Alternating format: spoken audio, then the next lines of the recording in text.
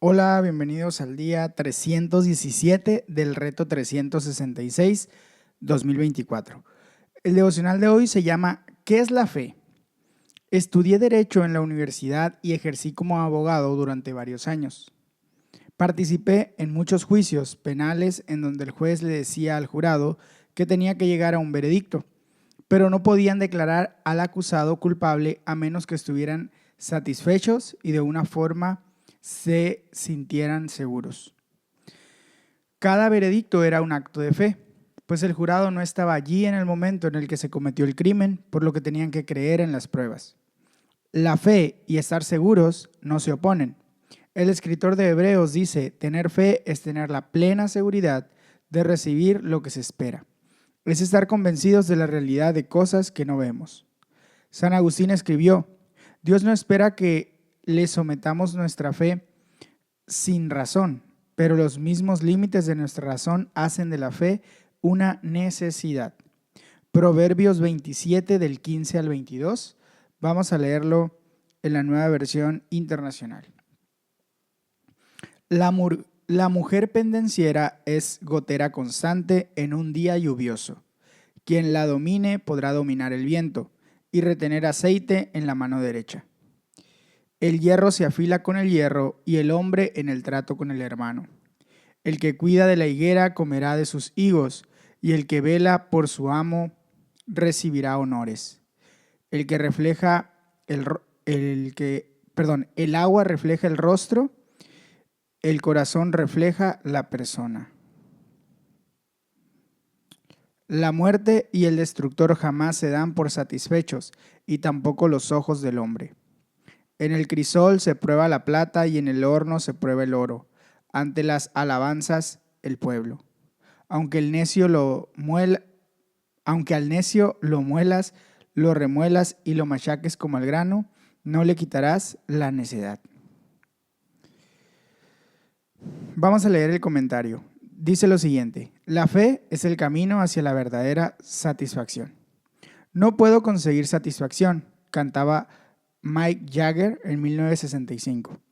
La canción de los Rolling Stones hace eco del grito del corazón humano. Lo intentamos y lo intentamos y lo intentamos, pero los ojos humanos jamás se dan por satisfechos. ¿Dónde se encuentra la satisfacción? Este pasaje contiene un tesoro de sabiduría práctica. Advierte contra ser pendenciero. Señala cómo la amistad puede mejorar nuestra efectividad. El hierro se afila con el hierro y el hombre con el trato con el hombre. La fe significa servir al Señor, cuidando de nuestro Maestro. El que cuida de la higuera comerá de sus higos y el que vela por su amo recibirá honores. El escritor continúa diciendo, el sepulcro, la muerte y los ojos del hombre jamás se dan por satisfechos. O como dice The Message, el infierno tiene un apetito voraz y la lujuria nunca acaba. La verdadera satisfacción viene a través de la fe en Jesús, quien dijo, yo he venido para que tengan vida y la tengan en abundancia. El escritor hace un comentario interesante sobre lo importante que es cómo lidiamos con los elogios. El fuego prueba la pureza del oro y de la plata, pero la persona es probada por la alabanza que recibe.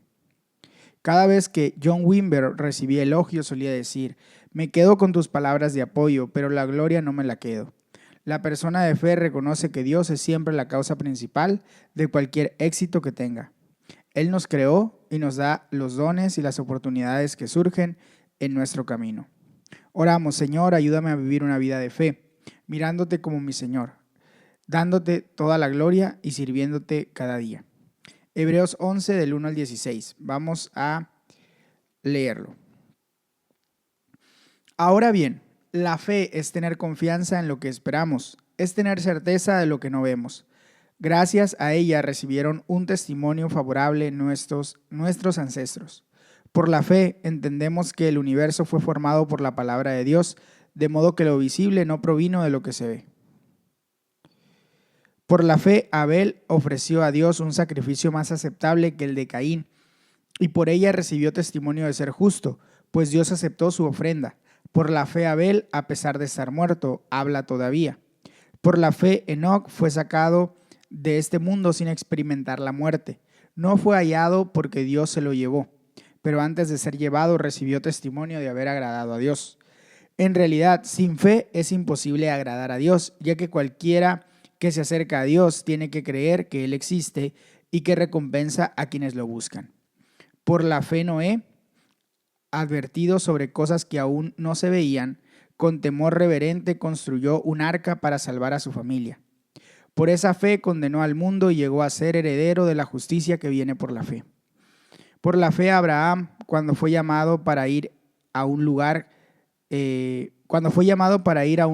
más tarde recibiría como herencia, obedeció y salió sin saber a dónde iba.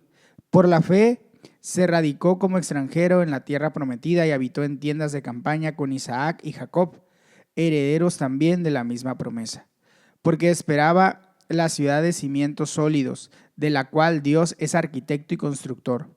Por la fe, incluso Sara, a pesar de su avanzada edad y de que era estéril, recibió fuerza para tener hijos, porque consideró fiel al que le había hecho la promesa.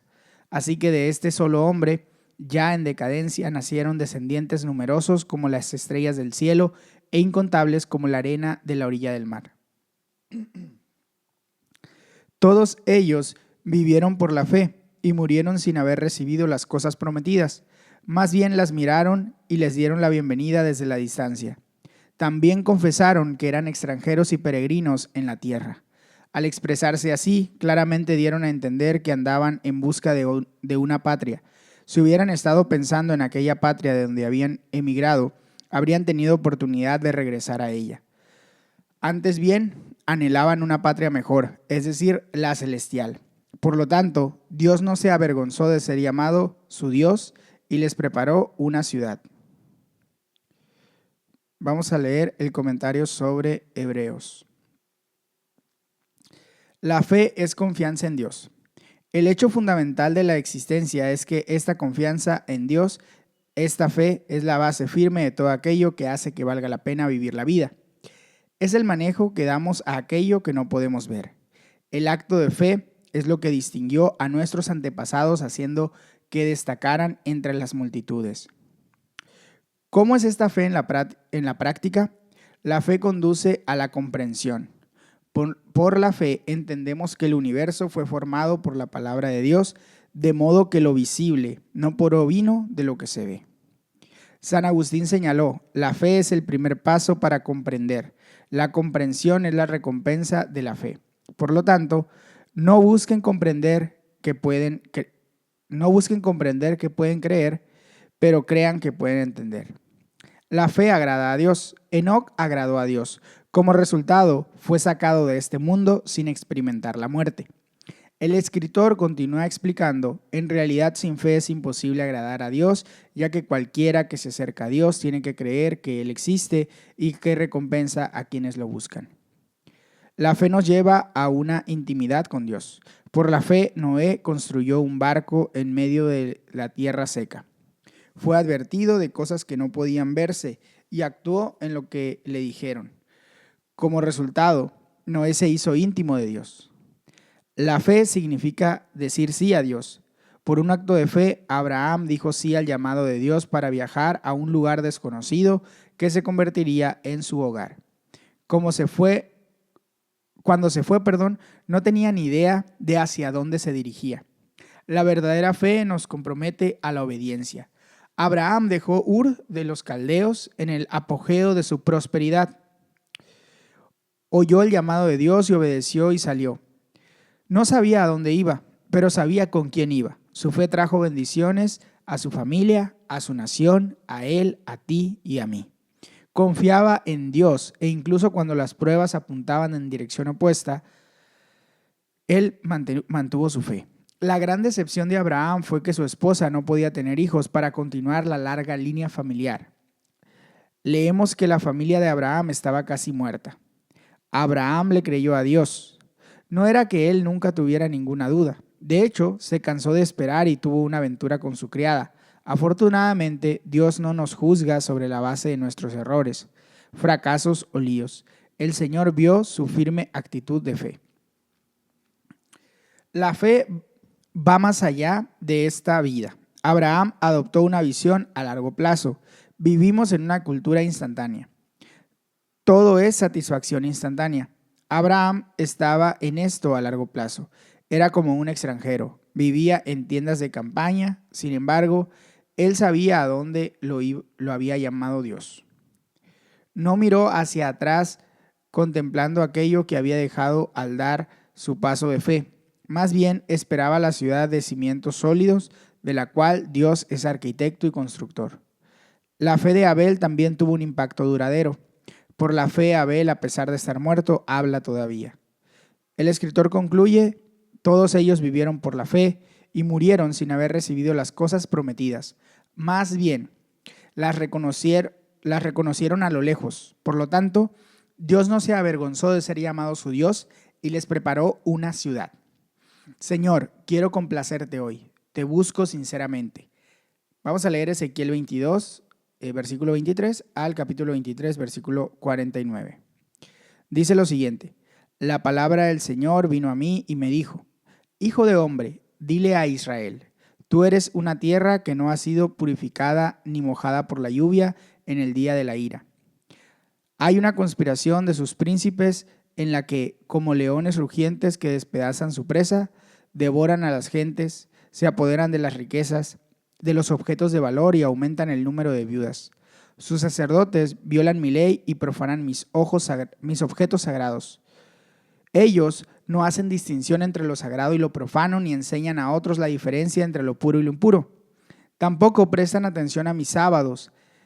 He sido profanado entre ellos. Los oficiales de la ciudad son como lobos que desgarran a su presa. Siempre están listos a derramar sangre y a destruir vidas con tal de lograr ganancias injustas. Los profetas todo lo disfrazan mediante visiones falsas, predicciones mentirosas.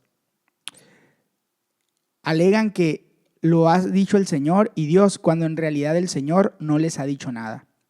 Los terratenientes roban y extorsionan a la gente, explotan al indigente y al pobre, y maltratan injustamente al extranjero.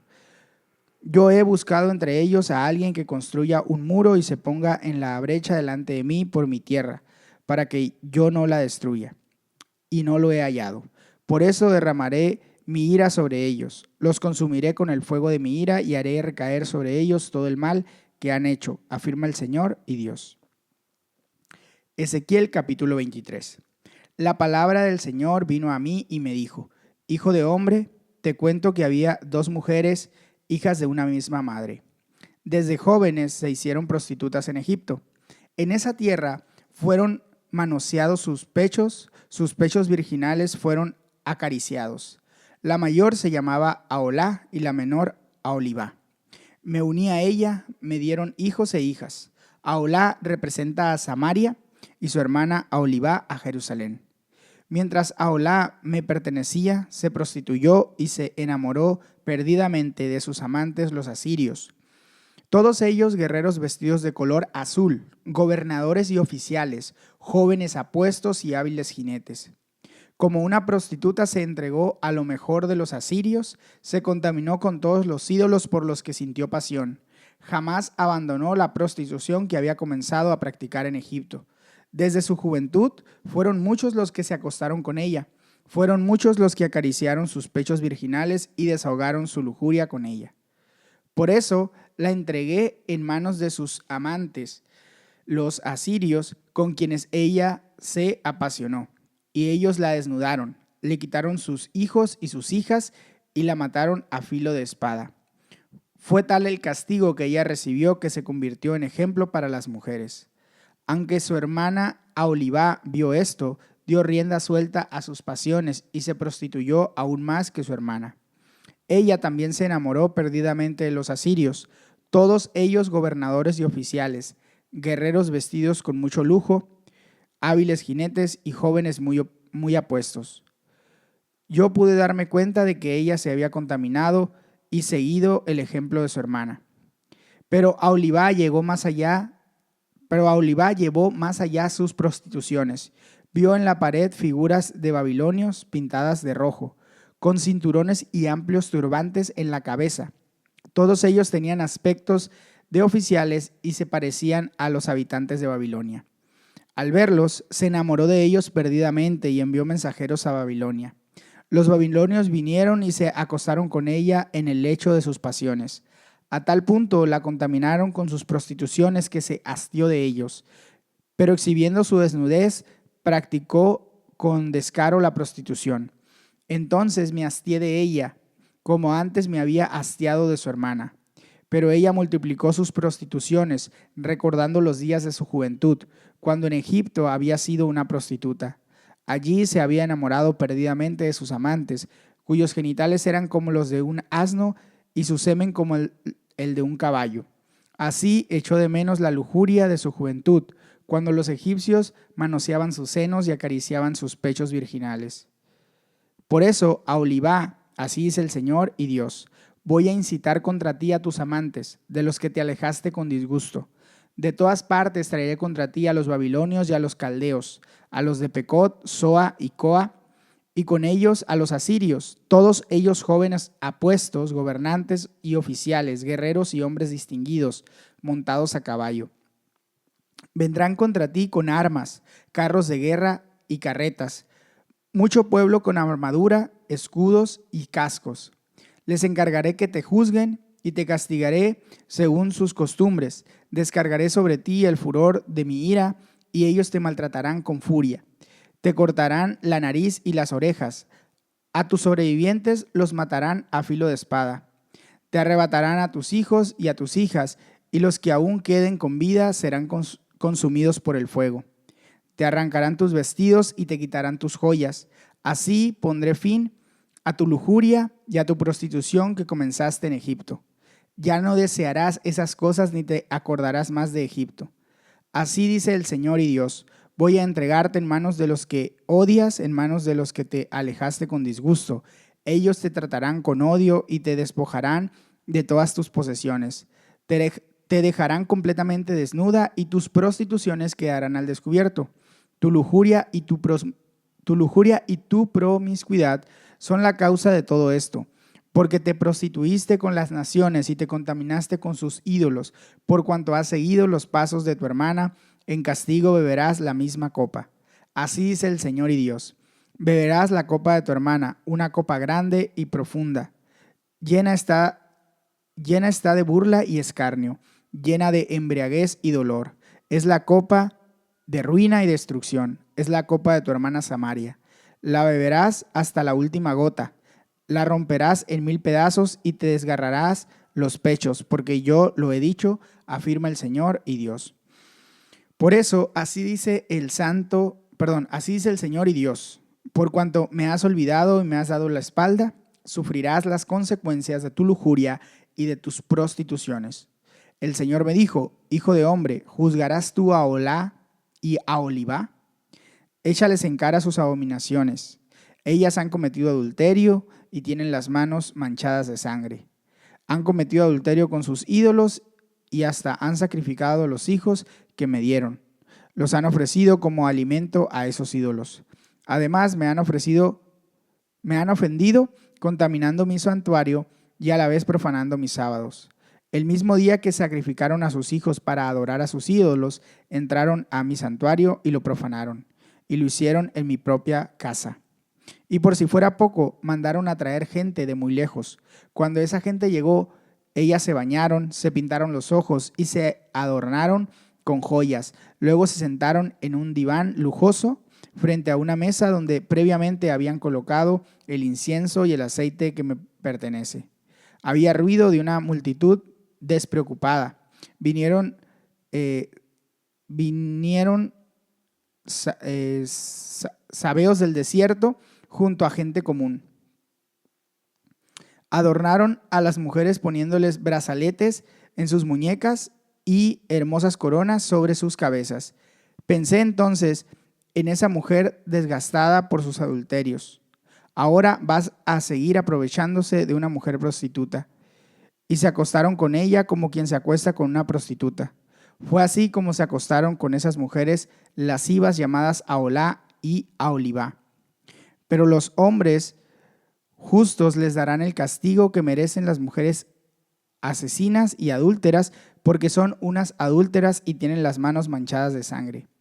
En efecto, así dice el Señor y Dios, Que se convoque a una multitud contra ellas y que sean entregadas al terror y al saqueo. Que la multitud las apedree y las despedace con la espada. Que maten a sus hijos y a sus hijas y prendan fuego a sus casas. Yo pondré fin en el país a esta conducta llena de lascivia. Todas las mujeres quedarán advertidas y no seguirán su ejemplo. Serán responsables de sus lascivias y pagarán las consecuencias de sus pecados de idolatría. Entonces sabrán que yo soy el Señor y Dios. Vamos a volver al comentario. La fe significa permanecer fiel. ¿Qué vas a hacer si vives en una sociedad que le da la espalda a Dios? ¿Cómo permaneces fiel a Dios cuando todos a tu alrededor son infieles? ¿Te rindes o te unes a ellos? ¿Los juzgas o condenas? ¿O hay otro camino para el pueblo de Dios? La palabra del Señor volvió a Ezequiel. La preocupación de Dios era típica y el pueblo de la tierra ha practicado la opresión y ha cometido robo. Abusan del pobre y del necesitado y oprimen sin derecho al extranjero. Ezequiel describe el pecado de Jerusalén y Samaria como el de dos prostitutas que se prostituyeron mucho más, se enamoraron perdidamente. La naturaleza del pecado y la adicción conlleva que, puesto que no satisfacen, su práctica se vuelva más y más extrema. La gente debía amar a Dios y serle fiel. En lugar de eso, codiciaron las cosas malas. Es sorprendente ver un lenguaje tan chocante y explícito de la Biblia, pero Dios usa aquellas imágenes repugnantes para ayudar al pueblo a comprender la realidad completa de su pecado y lo mucho que le duele verlo. La raíz del problema es su infidelidad al Señor. Por eso, así dice el Señor Omnipotente: por cuanto me has olvidado y me has dado la espalda, sufrirás las consecuencias de la lujuria y de tus prostituciones. Olvidar a Dios es lo opuesto a la fe y conduce a las consecuencias terribles descritas en este pasaje. Pero Ezequiel permaneció fiel a Dios y continuó proclamando el mensaje de Dios. Lo que Dios estaba buscando era alguien que intercediera por ellos y que se pusiera en la brecha delante de mí, intercediendo por la tierra. Este es el camino de la fidelidad para el pueblo de Dios. Estoy muy agradecido por las muchas personas que a través de los años me han dicho que oran regularmente por nosotros. También tenemos una sala de oración 24/7 en nuestra iglesia y estoy muy contento con la forma en que ha impulsado a la gente a orar e interceder. La oración realmente marca la diferencia. La intercesión es una de las cosas más importantes que puedes hacer. Haz de la oración y la intercesión una prioridad en tu vida. El anhelo sexual, siendo en su raíz un anhelo de intimidad, solo puede ser satisfecho a través de nuestra relación con Dios. El pasaje de Ezequiel es extraordinariamente contemporáneo para el gran número de personas que hoy en día tienen algún tipo de adicción sexual. La oración, creyendo que Dios recompensa a los que lo buscan con sinceridad, es una parte importante de la respuesta. Mantén tus ojos fijos en Jesús, confía en Él, permanece en Él, sírvele con todo tu corazón, vive una vida de fe. Mantente fiel a Él y ora fielmente por los demás. Este es el camino de la verdadera satisfacción. La fe agrada a Dios. Oramos: Señor, aumenta mi fe. Pipa añade sobre Proverbios 27:15. Gotera constante en un día lluvioso es la mujer que siempre pelea. Este tema parece mencionarse muchísimo. El versículo es un recordatorio solo por si somos tentadas. Hasta aquí llega el devocional de hoy. Recuerda que puedes tomar un tiempo para meditar y orar de manera personal. También puedes compartir este devocional con alguien que creas que le será de bendición o compartir el enlace en tus redes sociales. Que Dios te bendiga, que tengas excelente día. Hasta mañana.